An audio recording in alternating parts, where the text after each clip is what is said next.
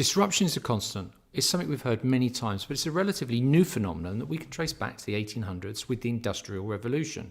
Before the internal combustion engine, most progress was achieved by hand, but then the machines took over. In the 21st century, the pace of change and disruption is accelerating as machines and technology become increasingly more sophisticated and capable. It's sometimes hard to tell the difference between science fiction and science fact.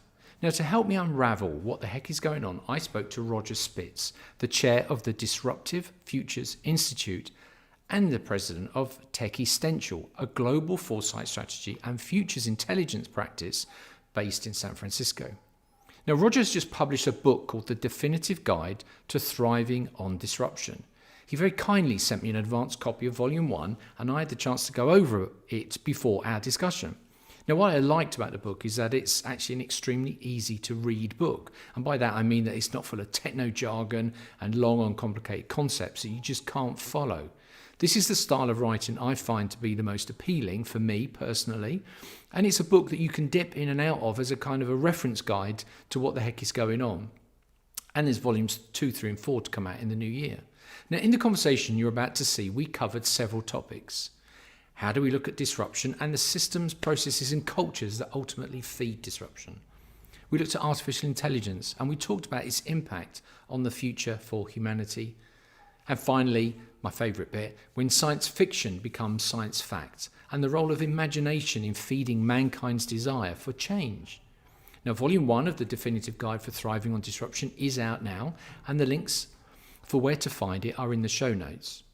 So with no further ado, here's my conversation with Roger Spitz. But I'm genuinely curious to understand how you see the world, and particularly as somebody that's looking at it through this lens of kind of disruption.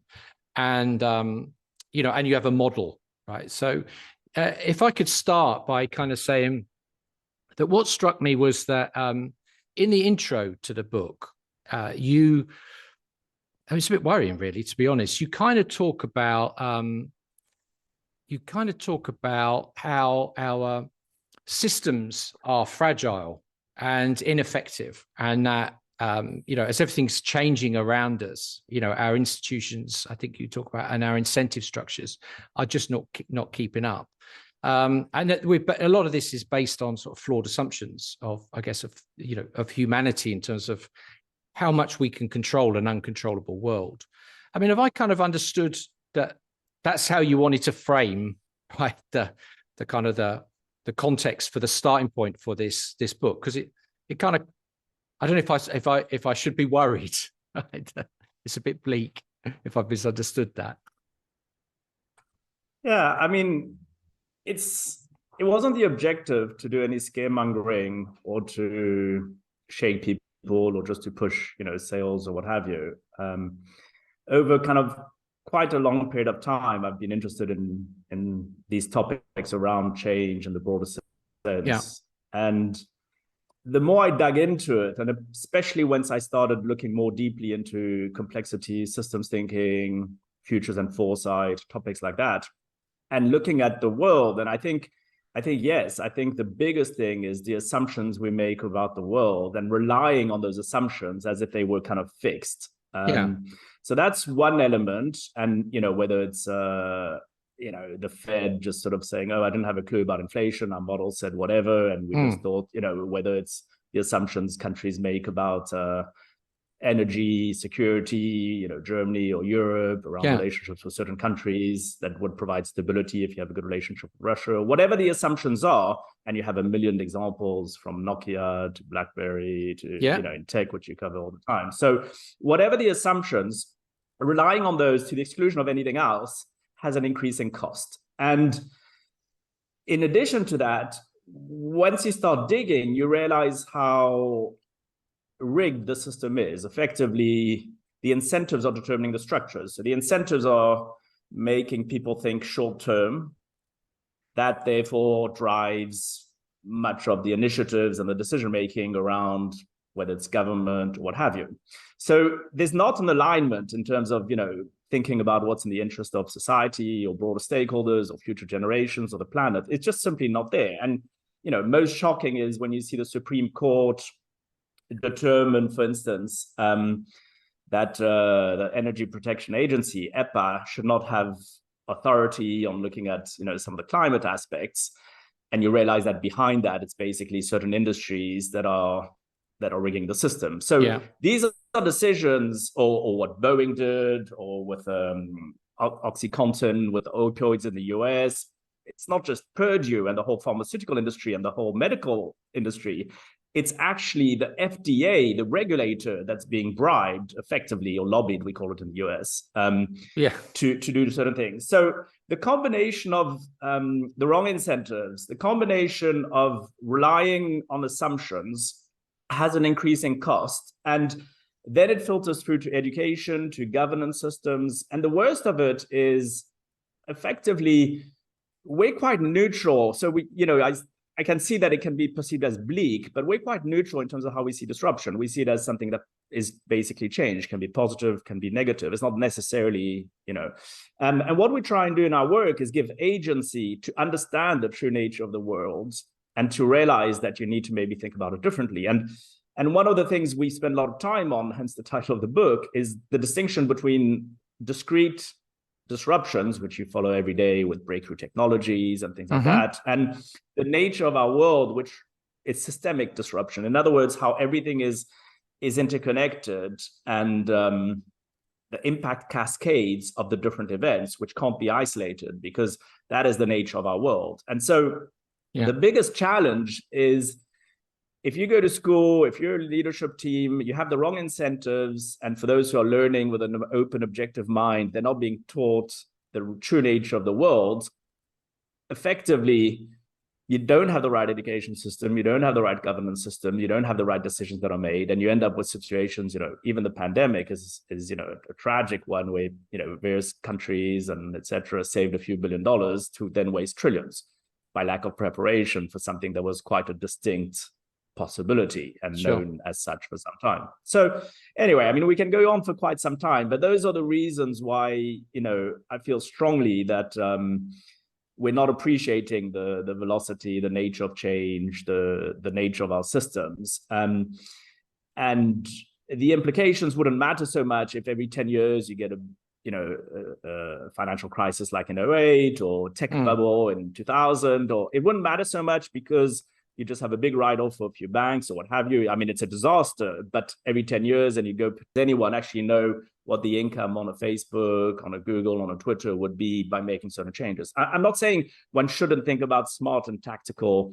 legislation and that, but one needs to also understand with humility how to monitor those, what feedback loops, etc., how to have the right incentives. Because if you still have the wrong incentives and you're putting arbitrary legislation on the assumption that it's going to have a whatever effect, you'll just have something, Facebook or some newcomer, morph into something similar with the similar wrong incentives and with the similar capabilities of technology and its unpredictability. So I agree with you that there's a lot going on. I just think that the way a lot of commentators and observers oversimplify the problematics as to just legislate or tax more or whatever, it's again not necessarily appreciating the implications of incentives, the implications of worldviews, the different other multiple drivers and unpredictability of the nature of the environment we're in. I think by appreciating better what the world looks like and what you do about it and the implications of decisions and feedback loop, etc., you're more likely then to be able to address something systemically in terms of positive change than just going for and how are you able to do that, Roger, in a world people in hindsight said, well, we knew this was going to come, but the cold kind of world's reacted, and then you've got kind of a more of a political situation. I'm although I live in Spain, I'm British, so I follow UK news more than I would in the States, and the UK Chancellor last week has decided to drop what they called the big tech tax plans, which was all around the situation where, say, Google uses very clever accounting and doesn't pay any of the profit in the UK for sales in the profit, and the same with Amazon and the same with Facebook and the like, because they have royalties and intellectual property and research and development, and then they essentially siphon all of that money off. Now, there's a kind of a political element to that, because you can talk about that from a disruptive point of view, but actually, if you had a different government, if you had a different chancellor who had a different perspective. So coming back to what you're describing, I kind of get that. I guess I'm curious to understand, how do you get universal buy-in? I mean, just take climate change. I mean, it beggars belief that there are still so many. Thankfully or not, there'll never be a universal view of the world, right? And I think if you push things to the extreme, you could argue that autocracy is our best place. Maybe it's not the buy-in, whether by carrot or by stick. But if you think about, Western democracies, I think the starting point, there are three things, I guess. One is how you see the world, whether it's individuals, organizations, decision makers, governments, how you see the world, how you prepare. When you look at, for instance, you mentioned social media and the effect of polarization. That when you look at movies like Social Dilemma, I think it's called, and it's a very, very good movie, but it almost dissects it in the way of, look at these terrible algorithms, look at how bad these social media platforms are, and this would be the fix. And I don't have a problem with what they're highlighting. I think it's absolutely correct. It's terrible what's happening. The question is the oversimplification, not realizing, not being aware that what's manipulating, amongst other things, these platforms are also outside helping hands, puppeteers, which include certain countries, not to name them, Russia, Iran, and China are very significant. This is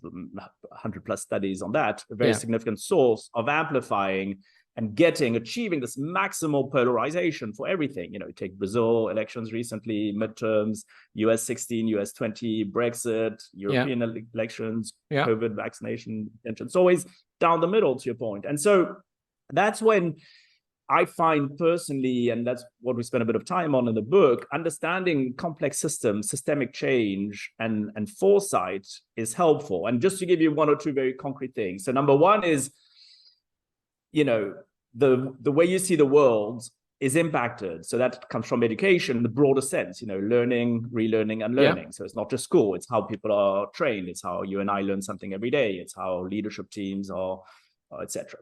And with the incentives of that. So if you kind of have that learning, which evolves maybe the mindsets, that's helpful.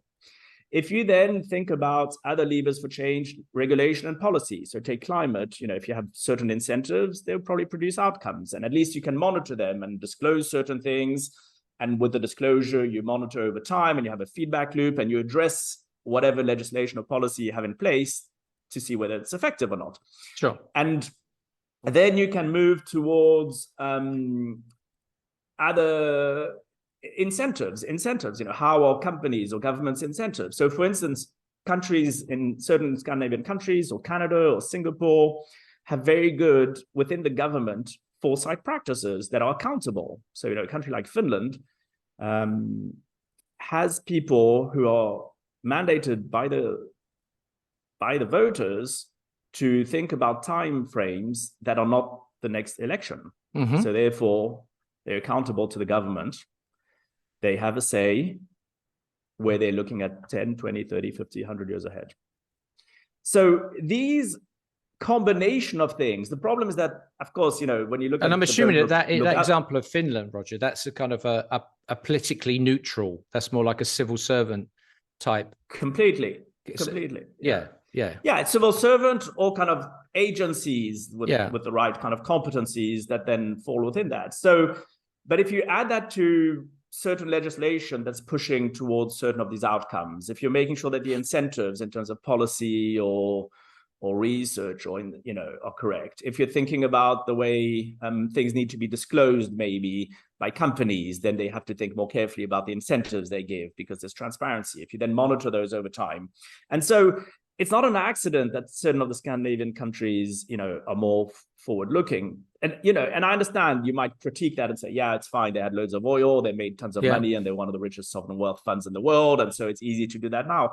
Maybe, but each country has its history and consequences. It doesn't mean that they are nonetheless doing certain things that are in the broader societal interest, thinking longer than the next election tick, etc. And so once you appreciate the systemic nature of change and the different drivers that enable or prevent change, and you monitor that, you have feedback loops, and you can then, doesn't mean things aren't fixed, right? They're constantly updating. And if you're updating your systems, your incentives, and your governance structures over time to reach certain outcomes, then you're less likely to kind of end up with situations where it's like, okay, let's do a big lobbying, change whatever legislation, and then move on to something else, because you're not addressing it systemically. In the same way as, if tomorrow we put whatever legislation by various senators or whoever in the US to regulate Twitter, Facebook, and the algorithms, it's debatable. I mean, it would change and possibly do some good, but it's debatable whether the fundamental problematics of polarization and weapons of mass disinformation through social media platforms would be alleviated by virtue of outside influence, the networked nature of the world, et cetera, et cetera. So, and because the complex world is not necessarily controllable per se in the sense of predictable outcomes, so you need to find emergent ways of harnessing feedback loops, of incentivizing the system in certain ways. So I don't know if that helped, but these are difficult questions. Well, I mean, you mentioned a number of countries there, and particularly the Scandinavian ones, and I guess we all look at the data and just envy the fact that they have, a situation where they've got very high taxes, but they've also got a very, good lifestyle, and they live longer. And then, you kind of trying to work out what's going on. But I noticed there was quite a lot in the book, or there was a big chapter in the book around Israel, where you kind of like call out Israel as a leader in technology innovation, I think, if I've kind of framed that right. So it's an acronym for Sustainable Development Goals. I'm sorry, I had a blank. So the Sustainable Development Goals, the UN established 17, which they consider to be, essential for the well-being of the world and society. So it includes water, it includes, nutrition, energy, education, rights for girls, for women, and equal rights for everyone, etc. So the point I'm trying to make is that it's not just a Silicon Valley next shiny object technology. There's a lot that feeds into what the world really needs. And coming back to your question as to how they do it, I think it's a combination of things, but the main one is really the same distinction between innovation and invention.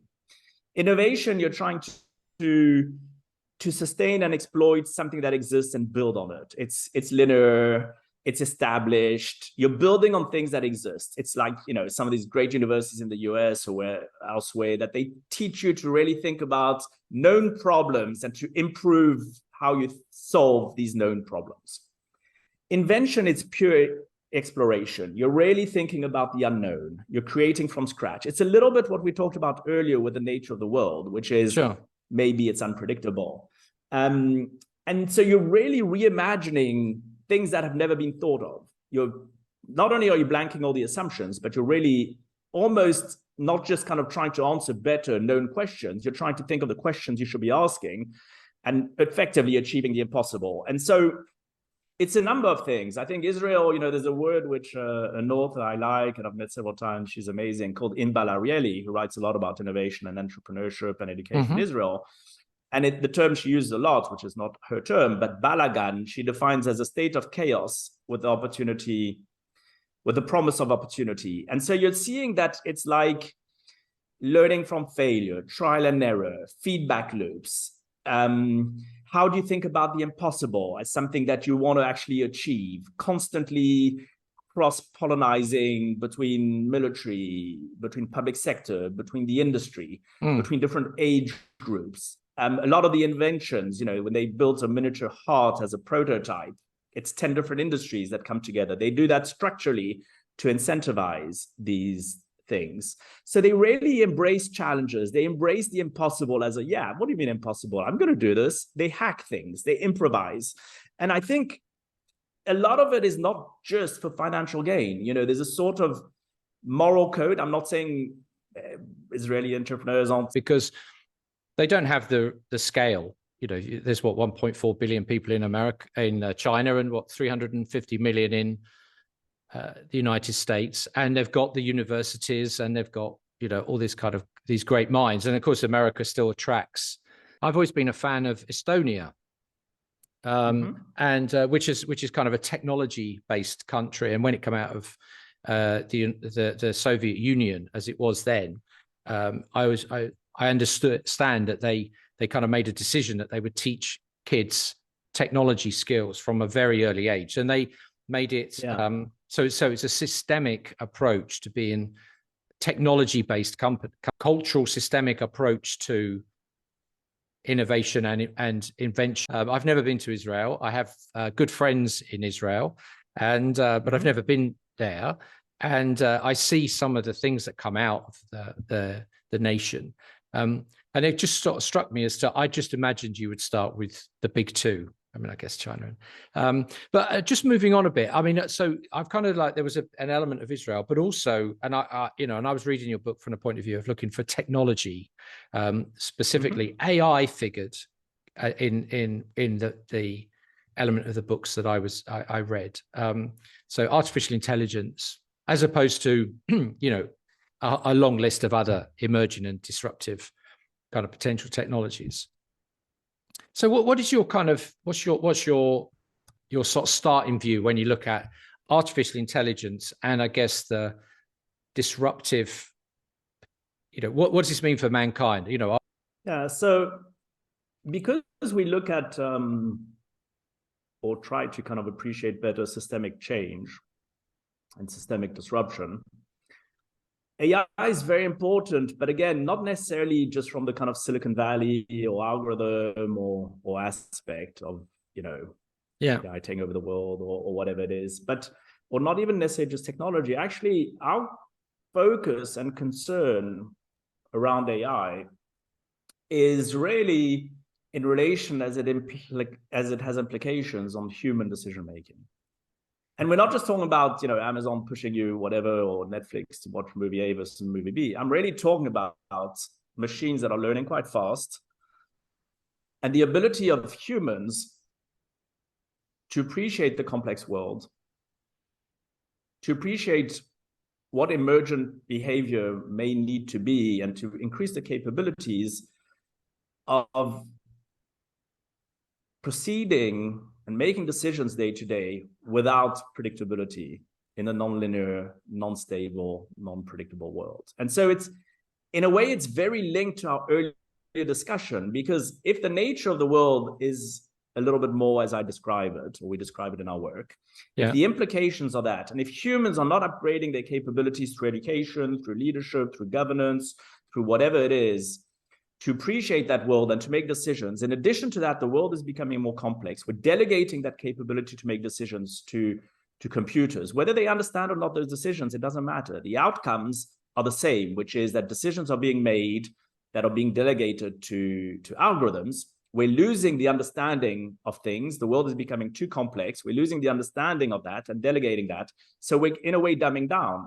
At the same time, where anything that can be automated, cognified, decentralized, digitized, disintermediated, or virtualized will be, just by virtue of the journey and travel, velocity of change and technology, which you follow closely.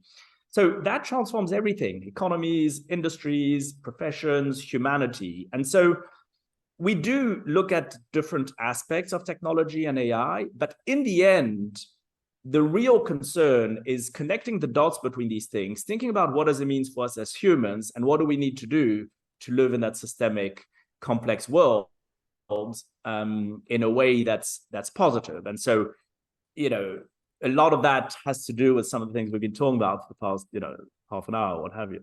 Sure. And so that's our focus on AI. We can then dive into a million new shiny technologies and crazy stuff, and whether they work or don't work, or whether AI can actually make decisions or understand. That's fine. We can spend hours on that and have these exciting discussions. But ultimately, it boils down to one very simple thing, which is AI has a certain trajectory, which is not necessarily stopping. Whether it reaches an outcome of singularity or being as clever as humans or whatever, almost is secondary to the fact of what are the implications of human decision-making and what is humanity doing about that. Sure. It's an interesting subject for me, because I consider myself as in that broad bucket of creator, because I write a lot, and I have done for a number of years. And all of a sudden, with GPT-3 and of course GPT-4 coming along soon, you now have, and I use them, AI writing tools. In fact, I'm playing around at the moment with some AI drawing tools, and I've been getting the AI to draw different pictures of me, which some are quite humorous. But the point is, and there's a serious point to Yeah, and there's a serious point to all of this, though, Roger, because in the writing, I mean, there was a time when I would read an article, and I think there's some good points in that article, and there was some facts in there that I know it's a credible source, so they've fact checked, but I wouldn't want to just cut and paste their work, and I would think about it, and I'd say, well, and then I might take 2 or 3 or 4 articles that I know were credible, and I'd mash them up, and I'd spend a day writing 1,500 words,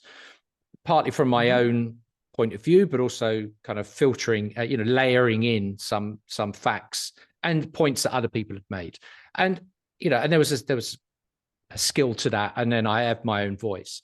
But of course now, because everything's going so quick, and there's not enough hours in the day. What I can do now is I've even got a tool where I can get a web page where somebody's written a really good article. I can highlight the paragraphs or the sentences I like, and then an AI tool will just take my highlights and summarize them. So in the click of a few buttons, I've still read the article, but I've read it, I've read it for 10 minutes. I've highlighted the bits I like, and then out pops a summary from the machine, which is a fairly accurate summary of just the bits I'm interested from that article. And it's probably 15 minutes of my time maximum. And I've got a post for LinkedIn that looks like I've got great wisdom. I'm now displaying all my secrets. But the point is, I guess, that I kind of have this idea that whereas that, it's a bit soundbitey, but, the internet drove distribution costs to zero, and AI could drive creation costs to zero. And you could end up with a situation where a movie could be scripted, could be animated, and so there would be no need for a Tom Cruise to hang out the top of the tallest building in the world and risk his life, or jump off the back of a plane, because you could do all of that through sophisticated AI. So that's kind of, I have a particular interest in there. But in the interest of time, I wanted to just kind of move on to the next thing, which is you have, and I love this, but this kind of this notion that science fiction can teach us quite a lot. And I often draw reference to the Jetsons, because in the 1960s, the Jetsons had, they had flat screen TVs, and they had video calling, they had telehealth. They would have a medical consultation over a Zoom call. So they had all of this stuff in the 60s. The Jetsons were far ahead of their time. And of course, we talk about the metaverse, and that came from Neil Stephenson's book of 30 years ago, which was a science fiction story. So just tell me, I mean, in your words, right? How do you connect the seriousness of everything you're talking about to something which is science fiction, which you immediately sort of thinks is maybe not so serious? Yeah, so it all boils down to the same thing, which is imagination and discontinuity. So it's that invention versus innovation, right? And sure. It all, so from my perspective, I kind of came about it through kind of technology and Silicon Valley and the kind of more stereotypical ways of thinking about the world. But I also have an amazing, author who writes science fiction called Lydia Zwin, who's a Brazilian journalist and futurist and science fiction writer, who brought me a huge amount with that. And so when we put our heads together on the business side, we sort of ask ourselves, how is it that it's Beyond Meat and Impossible or whatever that thinks about alternative protein and not a JBS or the usual food players? How come it's NVIDIA Waymo in autonomous driving and not, Renault, Volkswagen, Ford, whatever? Why is it, you talked about Scandinavia, the WhatsApp, the WeChat in China, and not the usual players, or Skype and not the telecom media players from the past, or SpaceX versus Boeing and Airbus. And there's actually a kind of science fiction meets futures and foresight meets. I knew he would get in some way, but Elon Musk and his vision of humans on Mars, you often think, well, that's just absurd. But I guess what he's doing is he's throwing out the art of the possible with his imagination. And you've got to admire, I mean, I'm no fan of Elon Musk, from, not that I know him, but I mean, from what I see, what he does. But you have to, I do admire particularly SpaceX and how they have transformed space flight, you know, the reusable rockets. I think you just think, well, maybe if you had an imagination, it might not get to Mars, but it might be that we do populate. Roger, in the interest of time, because I want to just ask you two final things. One is, so I normally say 5 years, but because you're a futurist, I'm going to give you, I'm going to say 10 years, right? So we're recording. Right? We're a bit older, and we'll be 10 years time. But we kind of like we talked about before. What is that going to be? What are we going to be saying in 10 years time, right? And you know, this is you could say whatever you want now because no one's going to hold you to it. But it's like almost like your predictions. But if you look back in 10 years time, I think the things we're talking about will continue, right? So anything can be automated, cognified, decentralized, digitized, disintermediated, virtualized. I think that will just continue with things we can't imagine. So, you know, printing kidneys, or I mean, whatever it is. So I think that degree of that feature will be very, very significant. I think AI will continue to learn, and machine learning and neural networks. I'm hoping that humanity will take stock of understanding its need to upgrade itself. I'm not talking about transhumanism. I'm just talking about using our brain with first principles and discerning minds. And education system. So I'm hoping that the society will realize the predicament we're in and address that. I think quantum will probably continue. I have no idea whether it will break through or be what everybody expects, but the directions of that, you know, the ability to have infinite simulations and that, I'm hoping will help drug discovery and some other problematics of the world. I think the decentralization and virtualization, you know, call it metaverse or what you want, will be a significant feature, whatever that looks like. There's no doubt that every day that goes by, people are spending more and more time in kind of some immersive context, and that will become more and more tangible and blurred.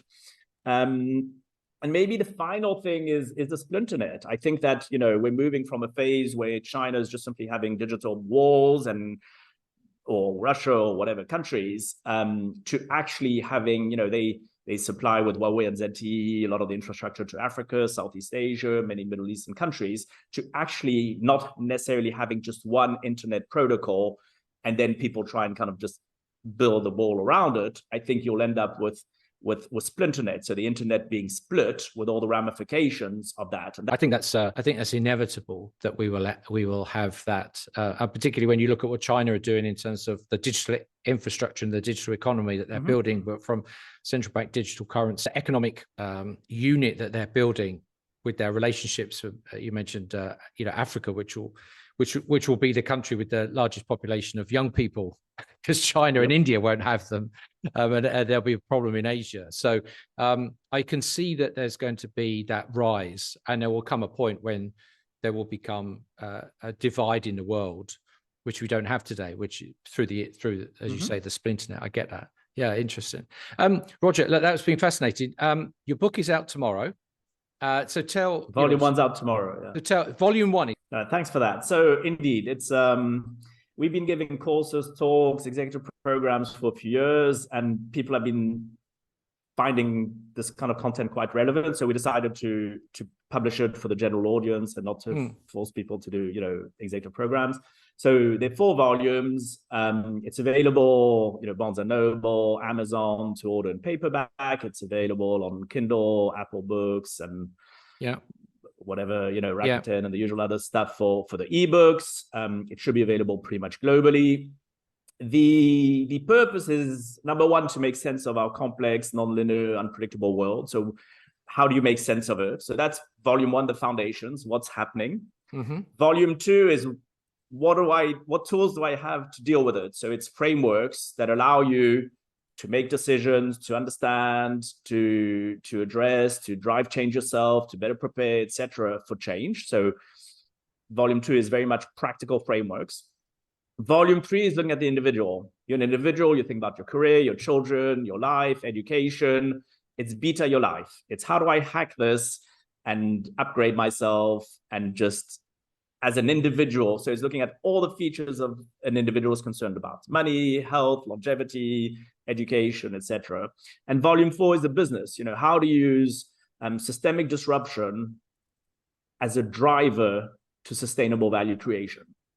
So it's not just, you know, bad value creation. So we spend a lot of time around governance and sustainability and that, but sustainability in the broader sense. But it's really looking at, okay, we've taken all the implications, you have your frameworks or whatever.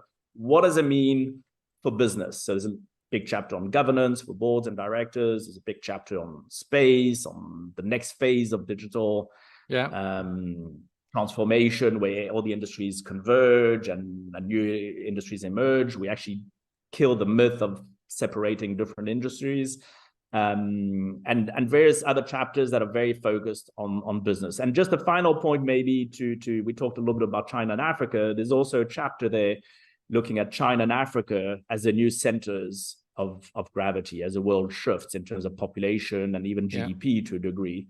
I think not many people realize, because the incentives and timeframes are so short, that we're not far away from 60, 70 or 80% of the world being non-Western, non-US, non-Europe. And people don't realize how insignificant the Western world will become in terms of population in a few decades, and potentially in GDP to a degree as well, as a lot of Southeast Asia and Africa, etc., hopefully will rise economically as well with that population. And in terms of the 4 volumes, Roger, do they stand alone individually, or is this because you talked about the individual in volume 3 and the business in volume 4. So if I probably I might not be interested in volume 4, but I might be interested in volume 3. They're standalone. So you don't need we've designed them as best as we could to introduce. And so we sometimes repeat a little bit as a kind of executive summary or highlights from other parts. But the idea is that each volume is meant to be independent and self-contained. And I would go further, and maybe you have a point of view on this because you kindly went through some of the material. But we tried even to have many of the slides, many of the visuals or the key findings. If someone were to land on a page and look at a particular chapter or visual that we tried, not necessarily successful all the time, but to have those that are valuable, so you can almost read it from back to front, dive in, select pieces, choose a particular chapter, and still hopefully not feel disconnected from the different ideas or concepts that are being introduced. Well, you kindly shared with volume 1, and I did get the impression that this was a book that I could dip in and out of.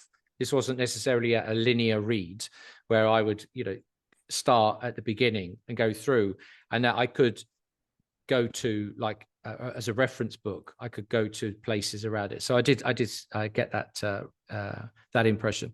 Look, Roger, this has been fantastic. Thank you very much for giving me your time and starting your working week off with a chat with me. I appreciate it. And what I'll do is in the show notes, I'll include links to the book and where they can find more out about you, and if people want to get in touch with you, how they can find you on LinkedIn and so on and so forth. But for now, I want to say thank you very much for your time, and I wish you a very good day. Likewise.